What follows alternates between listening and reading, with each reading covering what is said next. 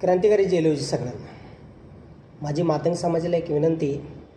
सध्याची मातंग समाजाची परिस्थिती बघता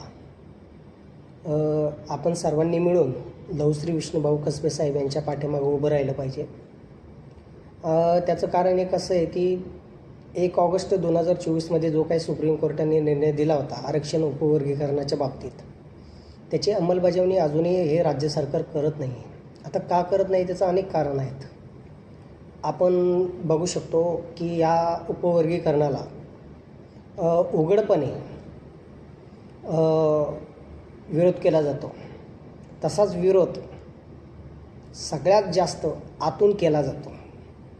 ह्या पण गोष्टी आपण लक्षात घेतल्या पाहिजे. आणि दुसरी बाजू अशी म्हणजे की मातंग समाजाची दिशाभूल केली जाते. पहिली गोष्ट म्हणजे धर्माच्या नावावरती किंवा कुठे काही घटना जर झाली तिथे एक काहीतरी वेगळं सांगून समाजाची दिशाभूल केली जाते. त्यामुळं आपला समाज काय होतो माहिती आहे का, मूळ विषयापासून भटकला जातो आणि त्याचा फायदा त्या लोकांना होतो.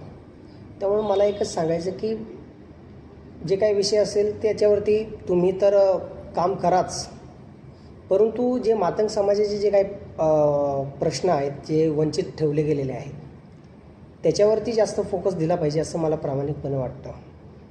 आणि त्यासाठी आपण सगळ्यांनी लवश्री विष्णुभाऊ कसबे साहेब यांच्या पाठीमागे उभं राहिलं पाहिजे.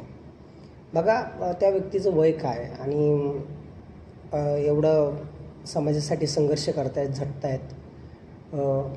आता त्यांचं पायाचा पण प्रॉब्लेम होतो आहे, तरीसुद्धा ते मुंबई ते नागपूर पदयात्रा करतायत. कोणासाठी करतायत याचा जरा विचार मातंग समाजाने केला पाहिजे आणि त्यांच्या पाठीमागे उभं राहिलं पाहिजे. क्रांतिकारी जयललिता, जय अण्णा.